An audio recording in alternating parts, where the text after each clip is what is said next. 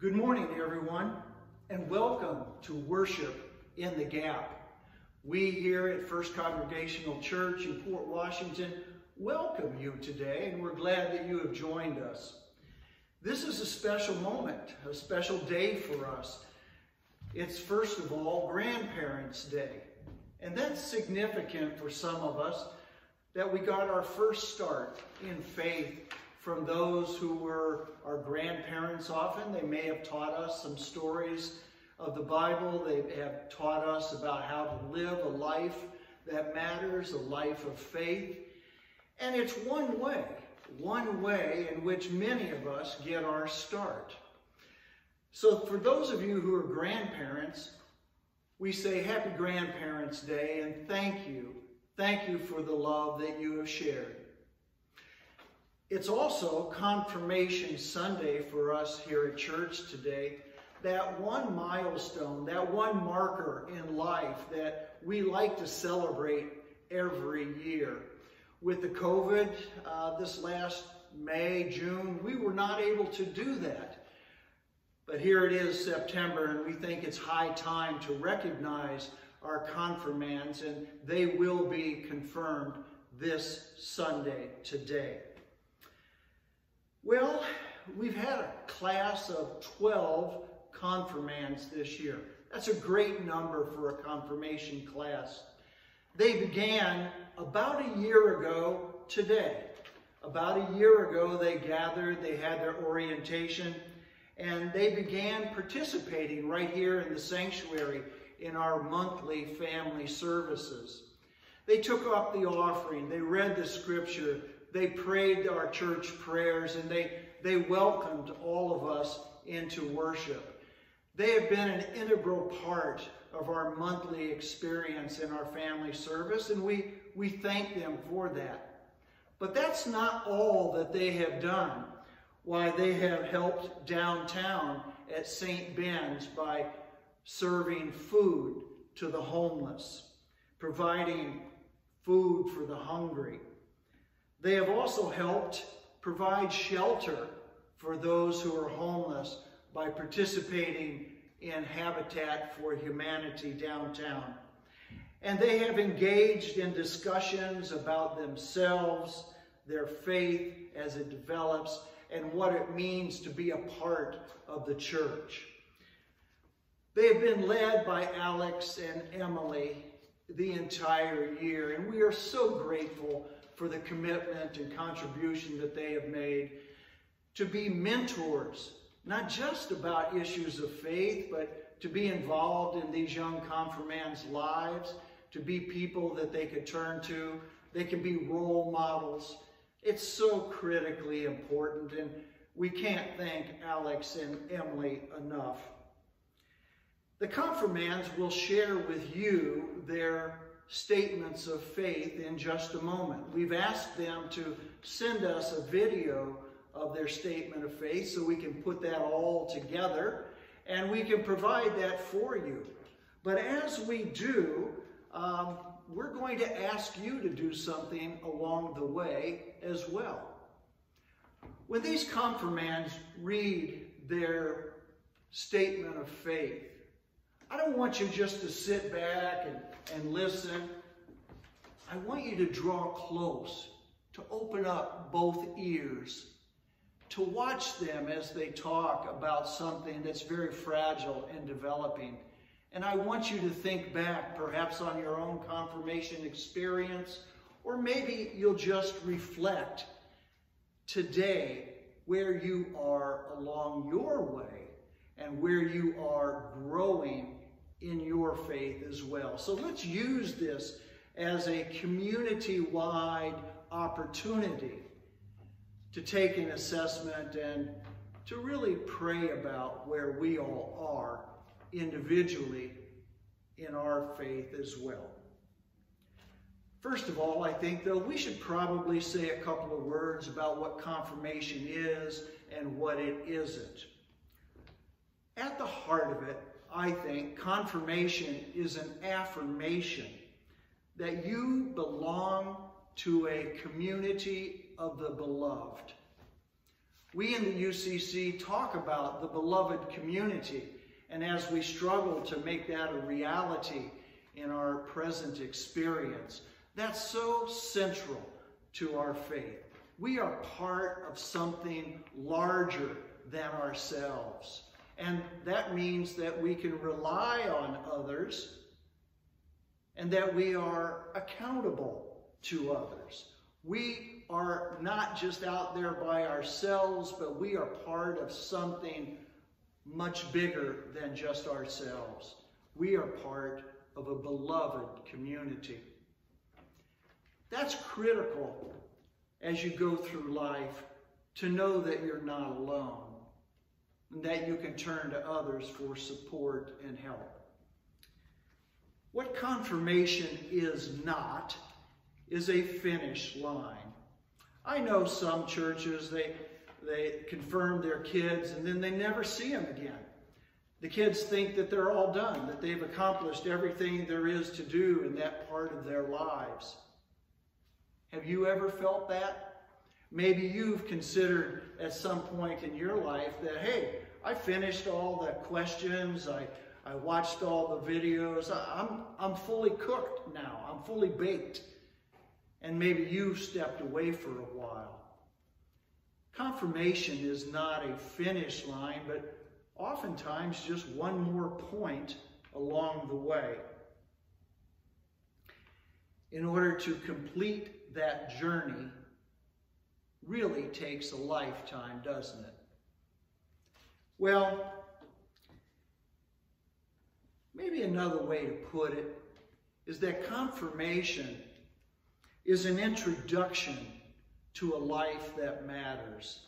It reminds us that we are to be in a relationship of worship with God, that we are to serve others and share that love of God that's been shown to us. We show it to others. We allow God's love to flow through us to those who stand in need today. It's also the reminder, as I said, that we live in community. When we worship God and we serve others and we live in a community of the faithful, something wonderful happens. We begin to discover a life that matters. We begin to experience a life of meaning, of joy and purpose. We know why we were born and the purpose for which we are to live out our days. Maybe in your own experience, and I am pretty certain that the kids this year will say, there's so much to learn. And indeed there is. But I so want us to understand that we never can learn everything. Even those with us with multiple theological degrees and years of ordination and experience in church life, we could never, hardly more than scratch the surface.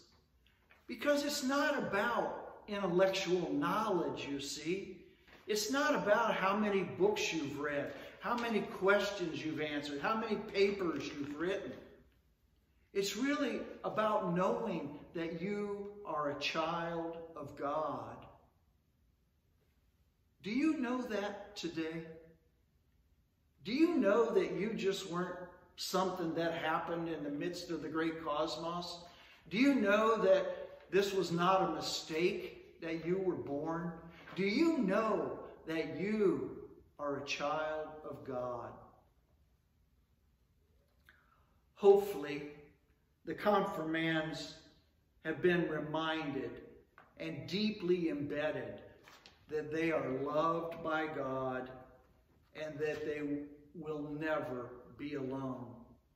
Just think about it. These young people, 13, 14, 15 years of age, thereabouts, they're embarking upon a whole lifetime.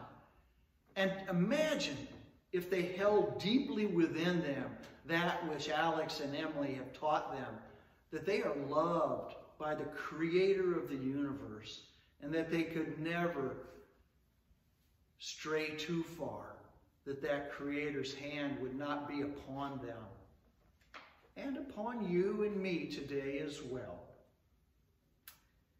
This is really what's important. This is what I want our confirmands to know. So let's see what they have to say to us. Let's see what they make of this growing faith within them.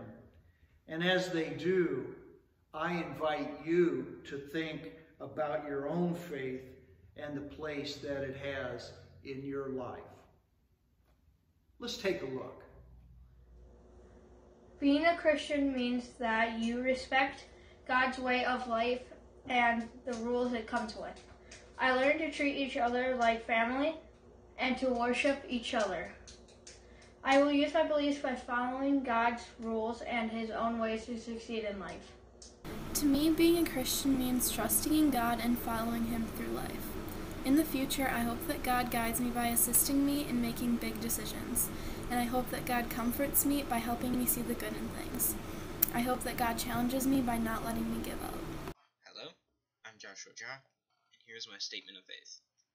To me, being a Christian means not only to believe in God and to follow in His ways, but to retain the good morals of God. To me, this also requires me to testify on God's behalf, as well as to rebuke sin and to forgive those that haven't.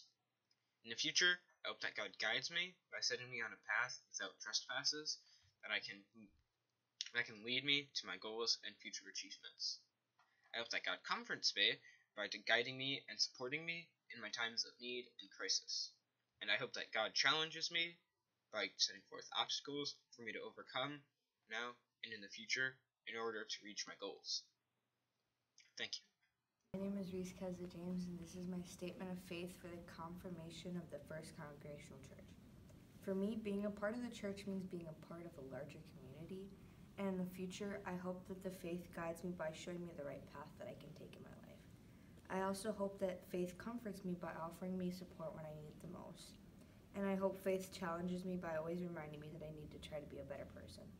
Today I'm going to be reading my statement of faith, so here it goes. To me, being a Christian means to follow in the way of God. If it's to help others and expect nothing in return besides the feeling of feeling good, just knowing that you did something right. Also, to being a Christian means when something goes wrong or right, just remember that everything happens for a reason. It also means to be Christian is to look for God for assistance on difficult decisions that I might make on the way of my life. In the future, I hope that God guides me by putting me on a path for success.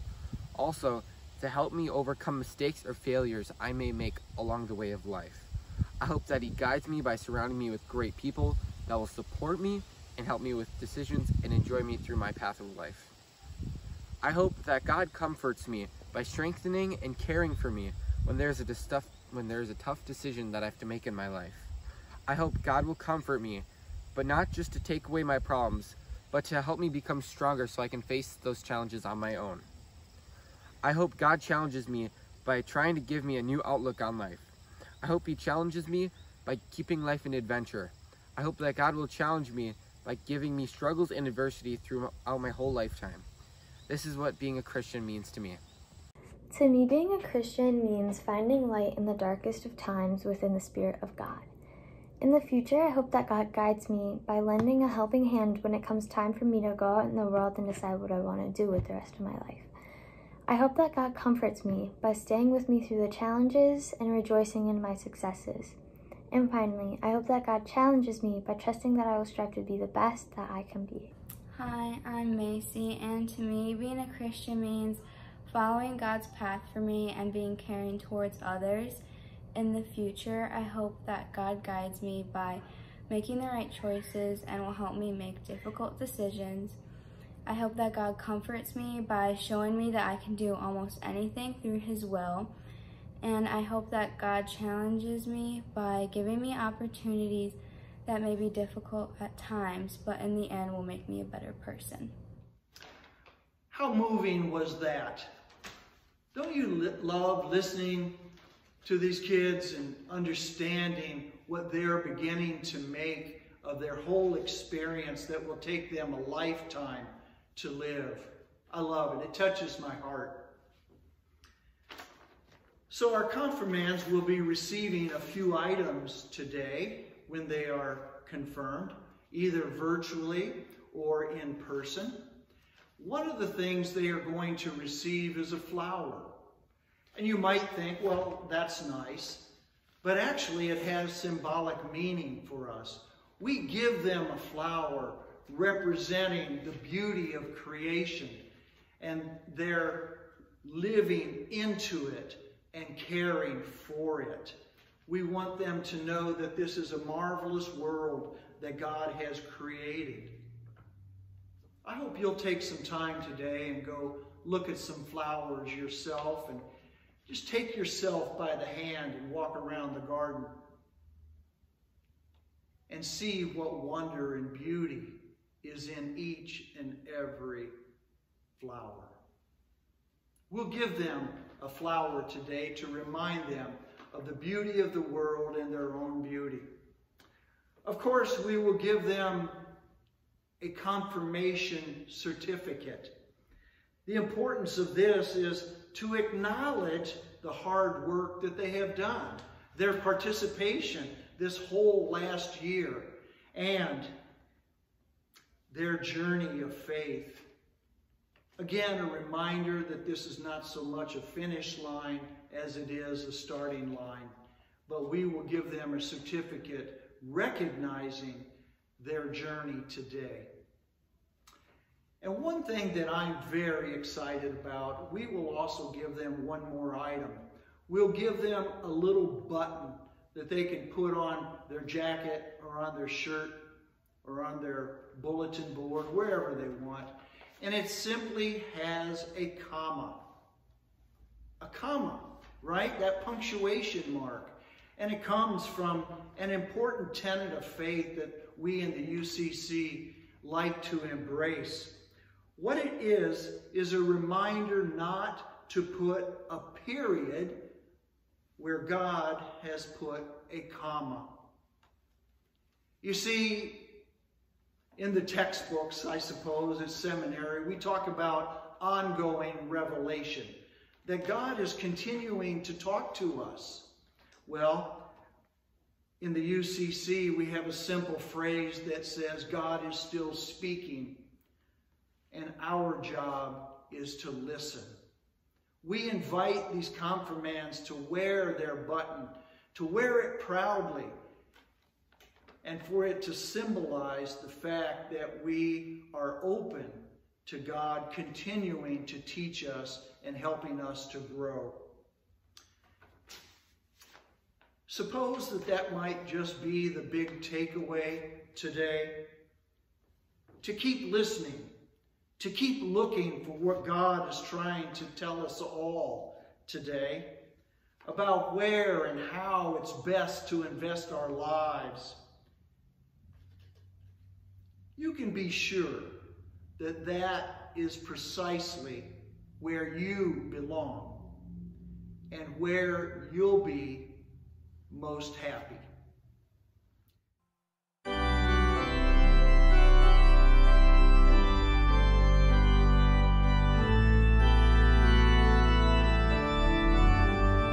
I was there to hear your morning cry. I'll be there when you are old.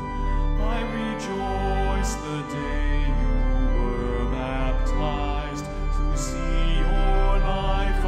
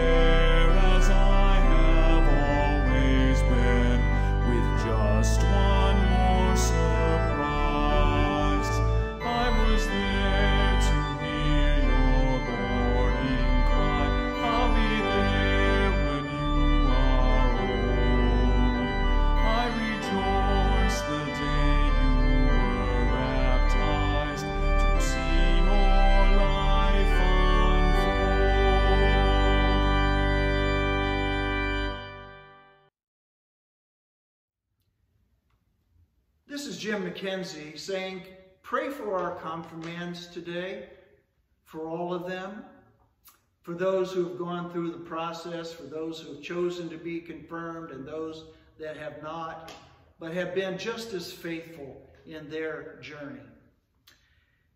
And as I always say, stay well, stay safe, and stay faithful, because I'll want to see you right here next time in worship in the Gap.